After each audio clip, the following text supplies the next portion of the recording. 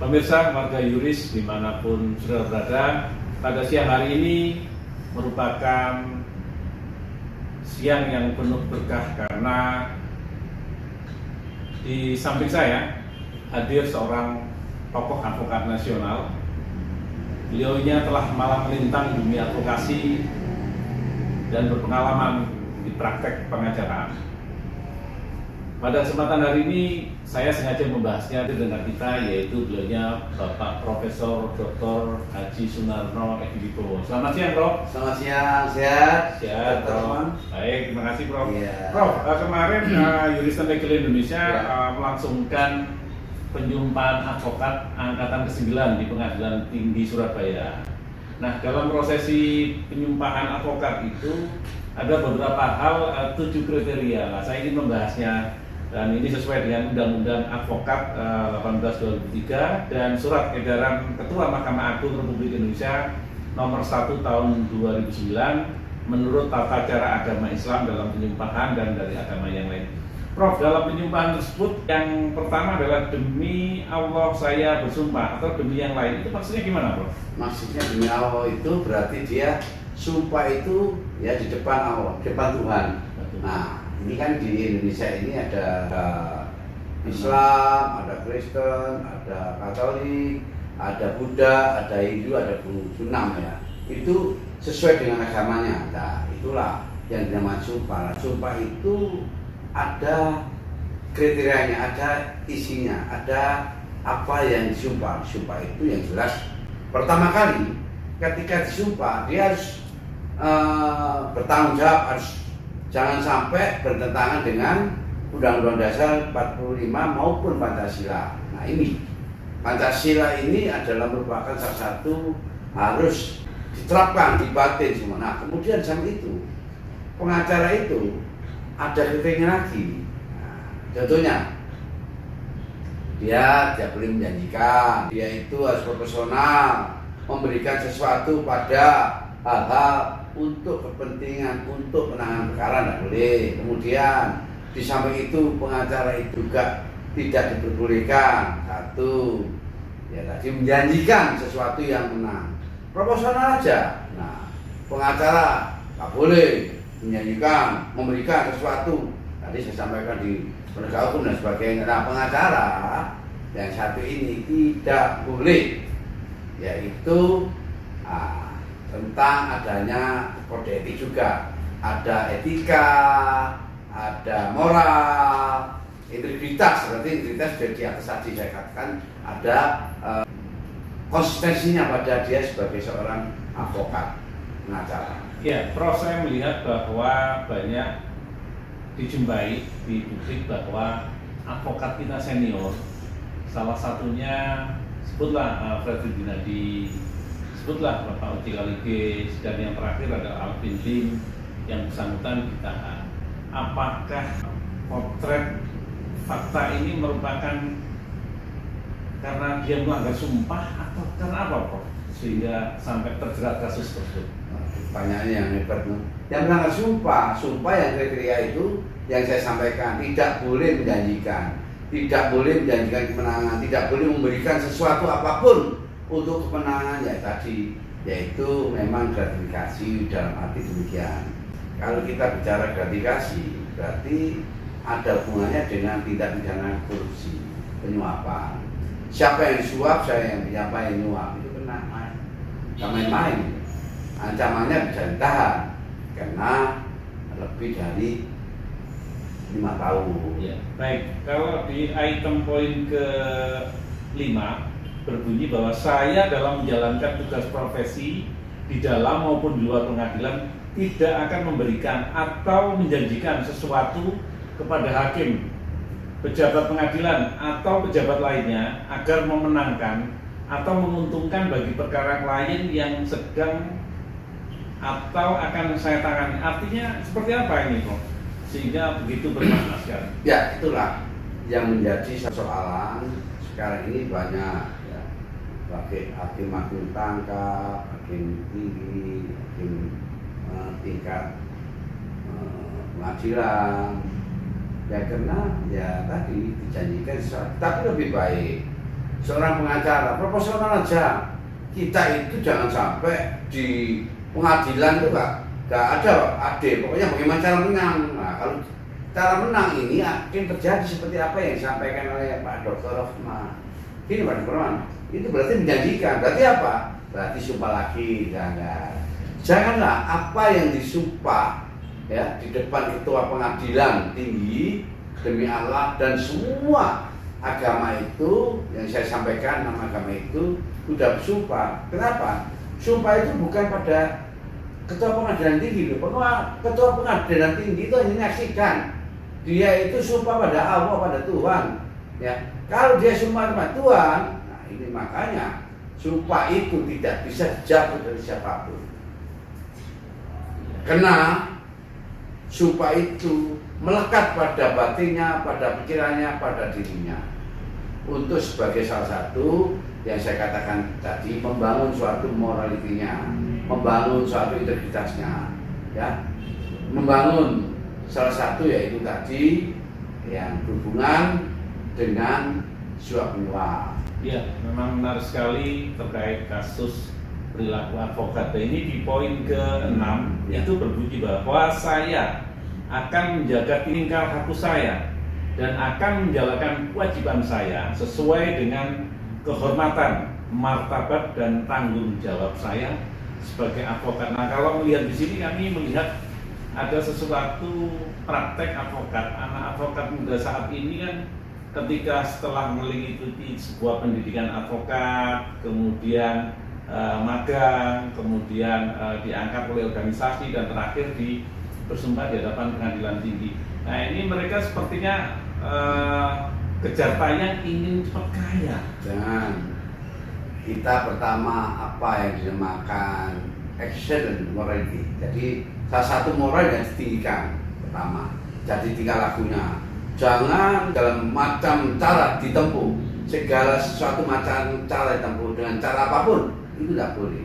Lebih baik ya, kalah nggak apa-apa, menang nggak apa-apa. Yang penting seorang lawyer itu menangani suatu perkara harus selesai sampai di mana. Nah, sebagaimana di dalam surat kuasa yang sudah disampaikan. Nah, ini kan saya melihat bahwa advokat muda yang belum memiliki semacam kredibilitas, mereka melihat keberhasilan sosok yang kita kenal advokat Bim Hotman Paris Hutapea. Jadi mereka itu semacam mumpung ada kesempatan, kapan lagi maju tak gentar membela yang bayar dan hal-hal yang sifatnya agak melakukan obstruction of justice itu dia akan lakukan. Yang penting dia berhasil. Pola semacam ini sebenarnya apa yang menyebabkan muncul prinsip seperti itu, Bro? Ya, itu melihat suatu tayangan. Jadi seorang pengacara ya, seorang artis percaya bagaimana dipercaya dengan cara bagaimana, dengan cara tadi obstruction justice tadi, menghalang-halangi tentang pendidikan sebagaimana di dalam pasal 221 untuk Undang-Undang Nomor 31 1999 2021 ya kenanya ya 3 tahun sampai 12 tahun. Tapi kalau KUHP pasal 221 tadi ya kenanya 9 bulan seperti tadi. Jadi jangan sampai menghalang-halangi pendidikan. Ya, yang terakhir itu kan ada dalam sumpah advokat itu berbunyi bahwa saya tidak akan menolak untuk melakukan pembelaan atau memberi jasa hukum di dalam suatu perkara yang menurut hemat saya merupakan bagian daripada tanggung jawab profesi saya sebagai seorang advokat. Dimaknai seperti apa ini, Prof? Itu bisa menolak asalkan membahayakan dirinya. Tentunya, kalau bisa nggak saudara menangkan suatu perkara ini? Contohnya itu kan berarti sudah janji, wah nggak bisa. Semua itu kita bagaimana berikhtiar, bagaimana upaya boleh kan? Kalau janji kan menang, bisa nggak? Tentunya bisa menang. Bagaimana? Bisa bebas? Nggak bisa dong. Nah, pengacara kan yang membebaskan kan di Palu Hakim. Nah, contohnya seperti itu. Kalau itu saya nolak, kenapa? Wah, ini sudah terikat. Terikat apa? Terikat tentang masalah janji-janji tadi yang disampaikan seperti itu. Itu nggak boleh. Boleh menolak. Nah, contohnya ini hubungannya dengan klan yang sadisme. Waduh, ada membela yang sadisme, bisa saja menolak dikarenakan apa? Ini berbahaya untuk pada dirinya. Nah, kemudian membela sesuatu yaitu seorang kiai besar melakukan pencabulan, pengurusan dan sebagainya, betul saja daripada dirinya nanti ya akan menjadi apa? Bumerang pada dia, memberikan sesuatu pada masyarakat ternyata ada integritasnya. Nah, ini penting sekali bisa menolak. Contohnya seperti itu, ilustrasinya seperti itu, Dr. Ya, ya. Kemudian yang kalau kita lihat di tengah-tengah masyarakat hukum kita, seorang advokat muda ini banyak tergelincir oleh suatu model-model advokat senior yang notabene disebut obstruction of justice, advokat hitam dan sebagainya. Kira-kira kiat apa yang tepat untuk diberikan kepada calon advokat atau advokat muda yang ingin berkiprah ke jalan on the track yang penting berhasil? Ya itulah, itu nggak mungkin ya bicara masalah tetap kaya, tetap sukses. Semua itu dari pengalaman yang harus diraih, pengalaman jam terbangnya diraih. Gak bisa langsung wah begini begitu. Nah akhirnya apa? Akhirnya seringkali jangankan ini pengacara muda-muda, pengacara yang sudah saja bisa terjebak ketika yang apa yang disampaikan Pak Rahmat tadi, ada beberapa kriteria tentang sumpah. Berarti apa? Berarti melanggar sumpah, kriteria sumpah yang ada disampaikan itu. Berarti yakin saya satu-satunya itu. Seorang advokat atau pejabat yang lainnya, Tuhan saja tidak ditakuti dengan janjinya dia sendiri, maka sangat wajar jika mereka mendapatkan dampak dari janji yang palsu, sumpah yang palsu. Artinya sebenarnya sumpah itu melekat untuk diri dan dengan Tuhannya ya Prof ya. Nah, ya. Kira-kira secara spesifik sih dimaknai seperti apa filosofisnya? Ya, sebetulnya pertama saya katakan kalau dulu belum ada revisi undang-undang KPK itu dia takut pada KPK daripada takut dengan Tuhan. Contohnya pejabat itu memaknai itu. Jadi kita itu hubungannya dengan adanya, kalau saya ya terjebak ke dalam suatu hubungannya negara kita kan negara yang katakanlah tentang masalah ya hubungannya dengan suap menyuap itu dianggap mentradisi. Tentu seperti itu. Semua diatur segala sesuatu dengan uang. Nah segala sesuatu diaturnya itu harus mulai sekarang ketika mendapatkan sumpah. Siapa lagi kalau kita yang memulai, dalam arti pengacara-pengacara muda yang nggak mulai. Banyak pengacara yang saya sampaikan. Nah jangan sampai terjebak dalam dosa seperti itu. Nah itu sayang kalau sampai terjebak dalam dosa ya. Nantinya semua itu akan menjadi apa ya? Baik anaknya, istrinya, ya saudaranya. Ya. Prof, ini ada beberapa kajian akademik. Sebenarnya sesuai undang-undang regulasi advokat itu adalah sebuah organ yang mandiri bebas. Kenapa ini sumpah harus oleh pengadilan tinggi? Ada beberapa pemikiran seharusnya yang melakukan sumpah adalah organisasi. Kenapa ini harus pengadilan tinggi? Sementara pengadilan tinggi tidak melahirkan, tidak mendidik, hanya menyumpah. Dia pun juga tidak melakukan pengawasan. Kira-kira apa advice ke depan itu? Ya, itu memang ada kontradiksinya. Ada kontroversialnya antara pasal 4 dan pasal 5. Kalau pasal 5 adalah sebagaimana seorang pengacara, penegak hukum tidak bisa dicampuri independensi, itu kan ada. Nah, ternyata pada kenyataannya pasal 4 menyampaikan bahwa ketika menjadi seorang advokat harus disumpah melalui pengadilan tinggi setempat. Nah, oleh karena itu ini terkait dikarenakan salah satunya mungkin filosofisnya semua itu kerja advokat kan kerja di pengadilan ya seperti itu. Baik pengadilan tinggi, baik pengadilan negeri, baik Mahkamah Agung, baik pengadilan tinggi agama, baik pengadilan agama, baik pengadilan di PT UN, baik pengadilan di militer ketika ada penunjukan dari panglima atau pimpinannya, komandannya, seperti itu. Ya. Sebenarnya kalau melihat dari pernah dilakukan revisi undang-undang advokat beberapa kali, cuman tidak berlangsung. Advokat ini telah melakukan uji materi kurang lebih ada 19 kali dan dianggap sebuah undang-undang yang dianggap salah, banyak kurangnya. Dan undang-undang advokat 18 ini ternyata PP-nya belum ada dan juga belum ditandai oleh Presiden. Di sisi lain, pengaturan tentang usia sebagai seorang advokat itu dibatasi 25 tahun. Namun usia akhir, usia batasan pensiun tidak ada. Bahasanya itu sampai tua, sakmati. Kalau orang Surabaya sama ini lah bahasanya. Nah, kira-kira salah satu kelemahannya itu. Kemudian tentang yang kemenangan advokat itu kami juga tidak melihat, termasuk hak imunitas advokat. Di dunia profesi dokter ada Ikatan Dokter Indonesia, di notaris ada Ikatan Notaris Indonesia, di wartawan ada Ikatan Wartawan Indonesia yang semua melindungi, melingkupi kekuatan undang-undang advokat.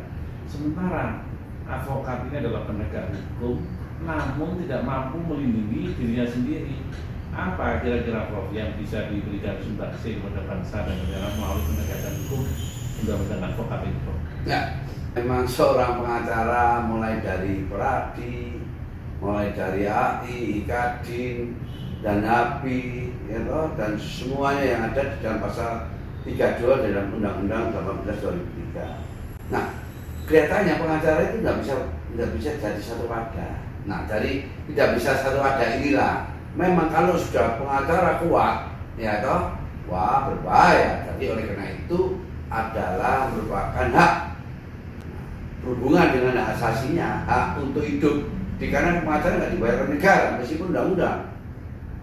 Kemudian pengacara, tanda tangan pengacara itu hanyalah tanda tangan di dalam kuasa. Kalau dokter kan bisa saja ada praktek, bukan dan sebagainya. Kalau ini IPAT itu kan segala sesuatu tanda tangan ada nilainya. Tapi advokat juga ada tanda tangan ada nilainya. Tapi mencari sesuatu itu kan mencari sendiri. Untuk mencari suatu nafkah, mencari sesuatu yang berhubungan dengan hidupnya, gaji-gaji dan sebagainya itu di sendiri. Jadi tidak ada yang berhubungan dengan diatur sebagaimana kalau kata notaris Indonesia, notaris itu sebagai pejabat umum, IPAT sebagai. Nah kalau advokat ini agak susah dikarenakan perlu memang dibentuk bagaimana. Ya kalau kita bicara masalah bagaimana kalau ada dewan advokat dibentuk oleh suatu wadah, wadahnya harus memang ini yang menaungi sebetulnya. Ketika ada apa-apa harus naung. Kalau sekarang enggak, ketika ada persoalan ya kembali ke asosiasi sebagaimana dalam undang-undang. Nah, itulah. Nah, menurut ini asosiasi mana? Makanya identitas, sertifikat, kartu itu menentukan siapa nanti ketika ada persoalan ya harus yang tanggung jawab ada asosiasinya. Kami sangat berterima kasih atas pesan motivasinya terkait anggota JLI yang barusan disumpah kemarin tanggal 1 Desember ini. Semoga mereka menjadi sosok advokat yang berakhlakul karimah, profesional, dan mampu berkiprah di kancah nasional maupun internasional. Ya. Terima kasih Prof. Ya, saya doakan supaya itu jaya. Terima kasih Prof.